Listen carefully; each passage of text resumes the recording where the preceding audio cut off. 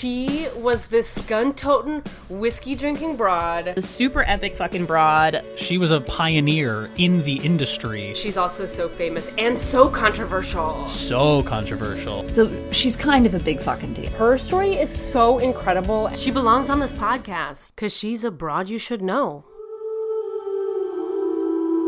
Hello and welcome to Broads You Should Know, the podcast about amazing and noteworthy women from history. I'm your host, Sarah Gorski, and regular weekly listeners, I appreciate you bearing with me the last couple weeks. I have been in the middle of big life things like moving, so I had to pause our fascinating series on witches for a couple weeks and replay a couple classic episodes for you while I was pulling all my shit together with a move. But now I am in my new place, and if you're watching on YouTube, you can see it's not quite all together. Pictures aren't hung on the wall. Frida's behind me. And I'm sure that there's some technical issues with sound and all that, which I will be sorting out in the next few weeks. So today is just the best I can do, and hopefully you can just love me for that. But anyway, I am finally together enough to be back with a new broad for you today. But I am not covering a witch. You're going to have to wait one more week to get back to the witch series because it is Thanksgiving week in America. And I have been wanting to cover this incredible Thanksgiving flavor broad for years now, and I cannot wait any longer. So today we are finally going to talk about Anacaona. Now, you might be wondering what I mean when I say a Thanksgiving flavored broad. You might think, did she invent gravy or canned cranberries or something else that forever transformed our Turkey Day festivities? The answer is no. This is not going to be that kind of an episode. For our international listeners who may not be familiar with the Thanksgiving holiday, or Turkey Day, as I lovingly call it, the origin of Thanksgiving dates back to when the first colonizers from England arrived at Plymouth Rock in modern-day Massachusetts, in the blustery northeastern part of the country in 1621. Well, technically, they arrived December 18th, 1620. They literally arrive in the middle of winter. Like absolutely terrible planning. You can't do anything in the winter when the ground is frozen. You can't build, you can't dig in the ground, it's frozen. You can't dry wood. It's a huge pain in the ass, the winter. And these pilgrims suffered for it. They didn't have very much food. It was freezing. There was disease and starvation was rampant.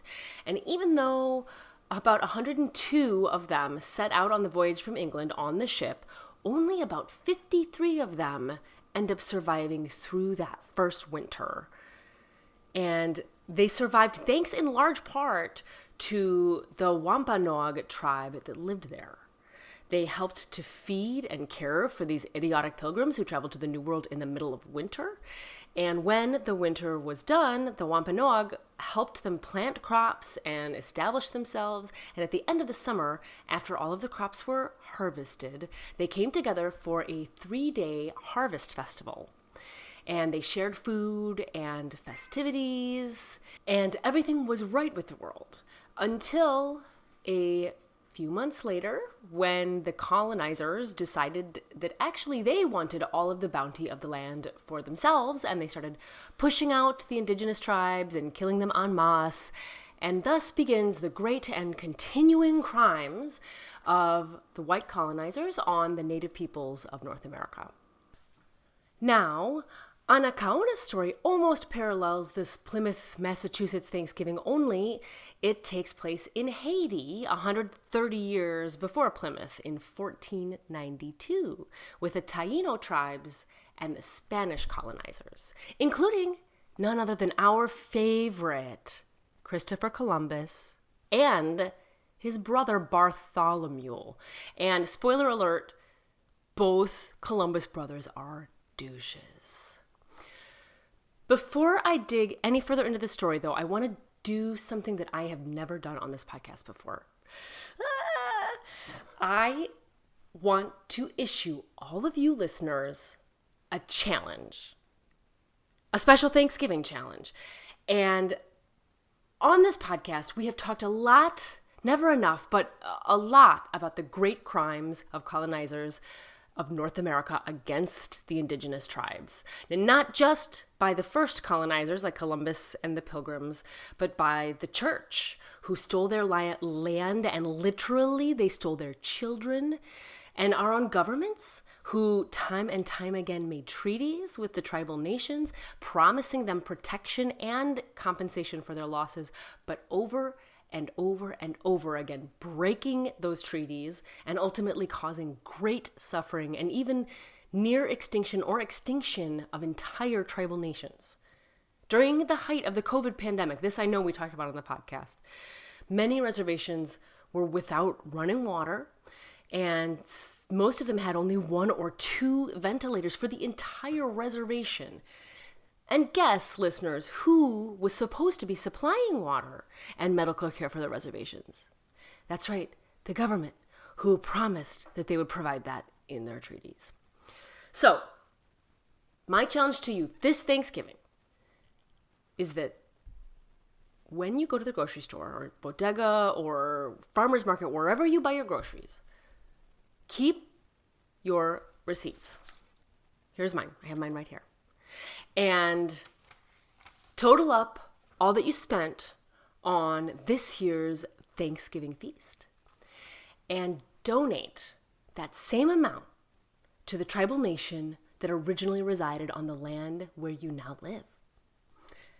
I feel like I hear the great questions of how do I know? How do I know what tribal nations used to live on the lands I live on? And that's a great question, and I have a great resource that I am so excited to share with you. If you go pull up a browser and put in the URL native-land.ca, native-land.ca, and not only does that website tell you what tribes you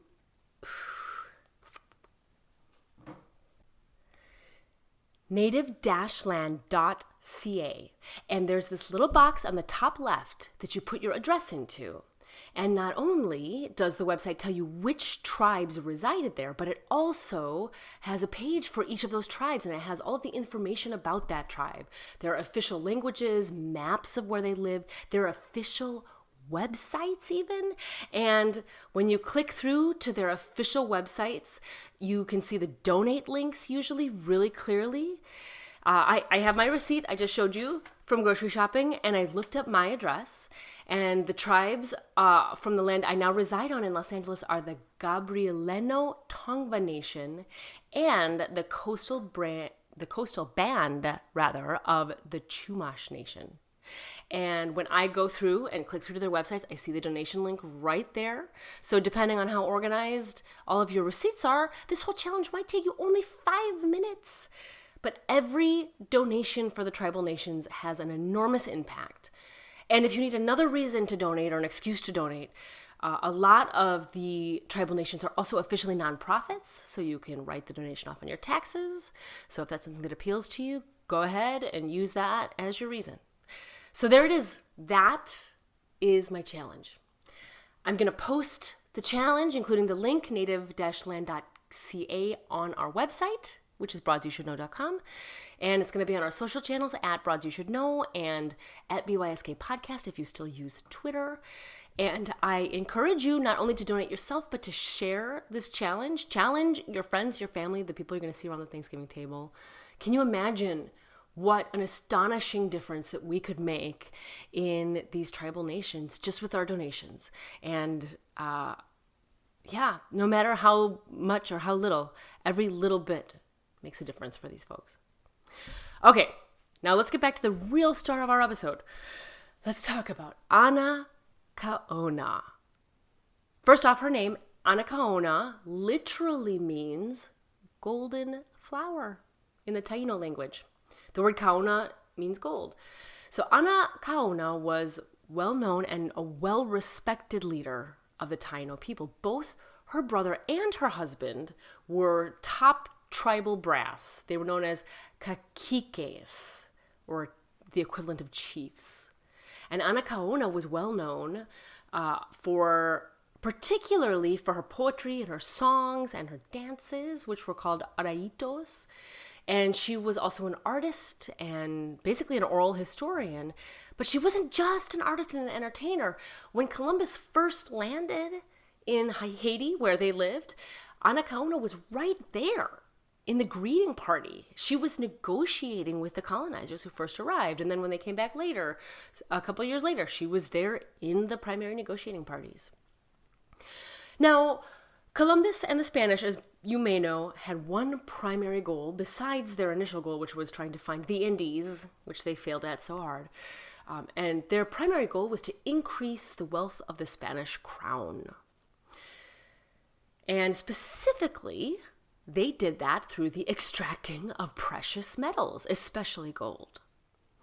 And the Spanish, of course, had guns and cannons, and the Taino were not idiots. They had heard how bad things had gone with some of their neighbors and the fighting of the other tribes with the Spanish, and they decided they would try to go a different route. They would try to go diplomatic with their negotiations. So they provided resources for the Spanish, and they played nice. And at first, things were pretty agreeable between them all.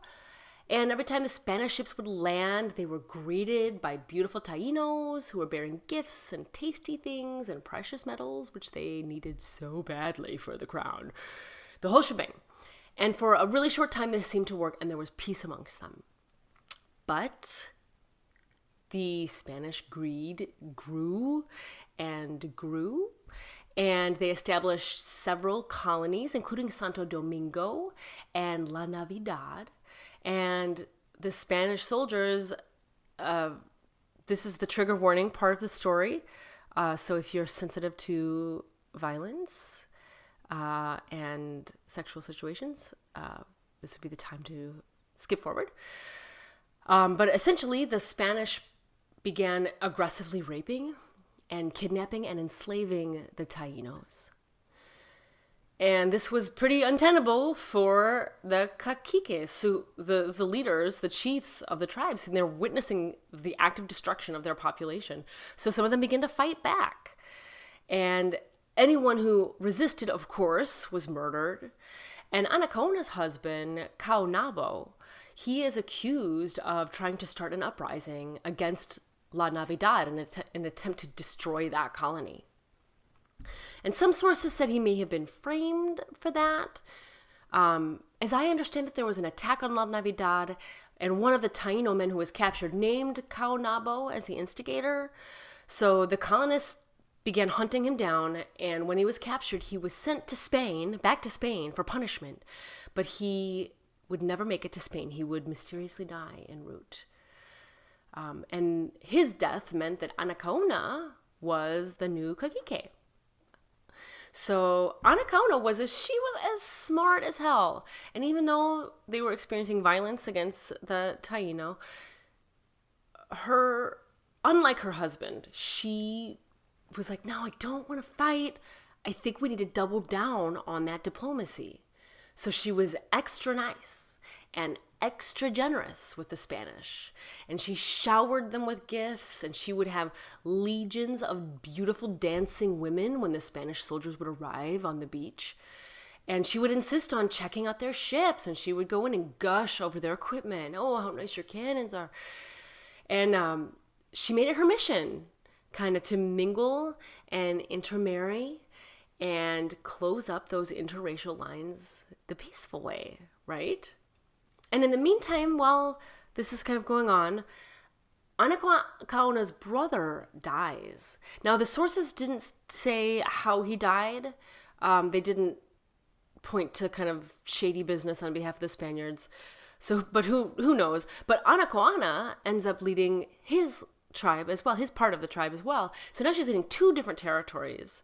And she still, though, is holding true to this kill him with kindness view. She's really trying not to fight back, even though the Spanish are still committing atrocities. The Spanish are not stopping their bullshit, but she's still trying and she wants peace. She starts to set up relations between the Taino royalty and the high-ranking soldiers. And she even tries marrying her daughter to a well-bred junior officer. It sounds like they might have even been in love. But his superior officer doesn't allow the marriage. And it actually causes quite a ruckus. And a bunch of the Spanish soldiers mutiny. And the Spanish forces get divided over it. And I read that in the research and I'm going, oh yeah, Anacaona's tactics are starting to work, right? Because the Spanish men had grown to love their partners and see them as human beings instead of animals. And a lot of them were realizing how wrong it was to enslave them, right? But the decade plus of Spanish bad behavior escalates in 1502 when a new governor is appointed. A true villain in history by the name of Nicolas de Ovando. Nick, I'm going to call him Nick, believes that the only way to get control is to double down on the violence against the Tainos. And he does not trust Anacaona's kindness and flattery. So he basically cooks up this plot against her. And he tells Anacaona to gather all of the important Taino leaders to a big conference of sorts. And Anacaona wants peace for her people, and she thinks, okay, maybe this new guy, maybe we can negotiate the peace. Nick, under the guise of peace negotiations, and that's what she wants. So she gathers her people together, and she gets about 80, I think, Taino leaders. And as per her usual gracious hosting, she arranges a massive welcome. And she puts together music and dances and lavish gifts. And after the Taino welcome festivities are all over, Nick invites the group to just relax and enjoy this fun Spanish pastime of jousting. So Anacaona and the other caciques, who are all unarmed and mostly naked per their usual garb, they all kind of sit back and relax and watch the jousting. But it is distressing to tell you that it was a horrible trap, as I said, and Nick gives a signal and his soldiers turn on the Taino. And most of the caciques are ushered into a nearby building, and they're tied to the posts of the building, and the Spanish motherfuckers set the building on fire, killing everyone inside. The soldiers and colonists then proceed to scour the village on horseback, running around and stabbing all of the Taino villagers who are fleeing. Now, there are some of these soldiers who were shocked and upset by all this, and they tried to help the escaping Taino escape on horseback or foot, but eventually all these escapees are caught and had their legs cut off. There were a few, I should say, that escaped to the nearby island of Guanabo, but later they were recaptured and enslaved, so really it seemed nobody escaped in the end. But Anacaona was not burned in that hut. Nick wanted to make an example of her. So he brings her to Santo Domingo and he puts her on public trial.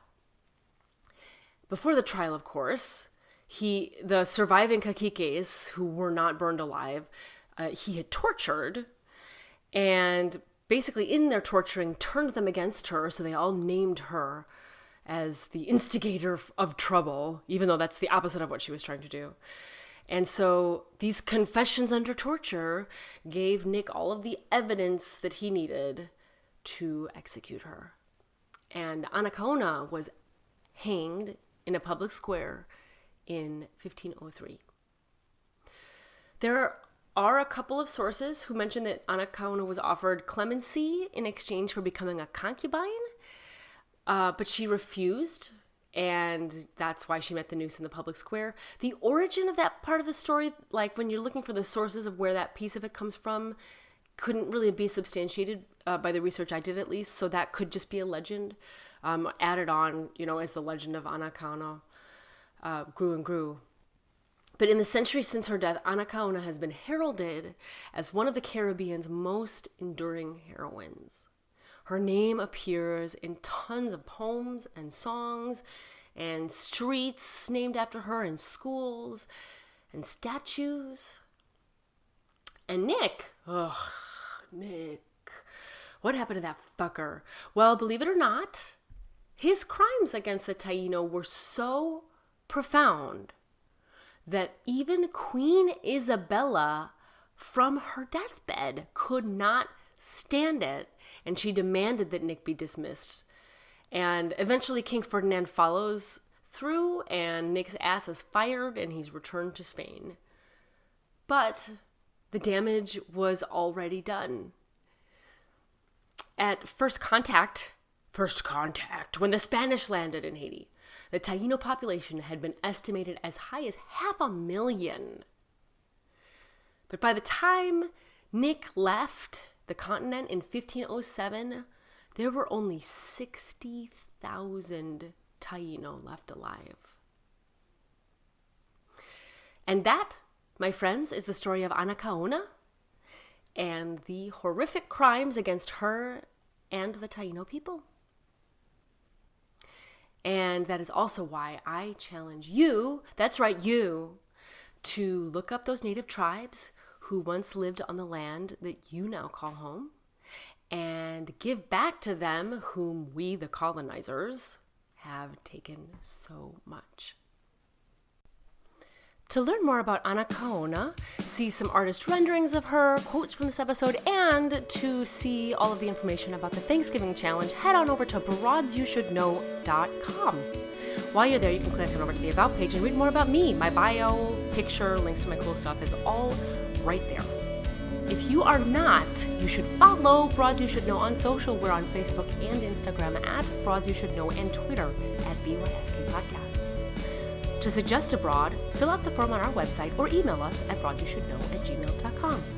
If you are a fan of this podcast, if you want it to continue and you want to support us, then please help spread the word about us. Share an episode with your friends and family or leave us a review on Apple Podcasts. That really helps new listeners to find us.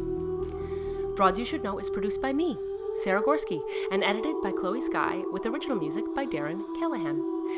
Finally, if you were really drawn into this story about Anacaona and you want to hear more amazing Indigenous Broads stories, then I highly recommend you check out a few of our previous episodes, including our episodes on Sacagawea, Susan Harjo, the woman fighting hard to take down the inappropriate mascots, Tuiria Kayapo, holding big oil to task in Brazil, and Pine Leaf Woman Chief.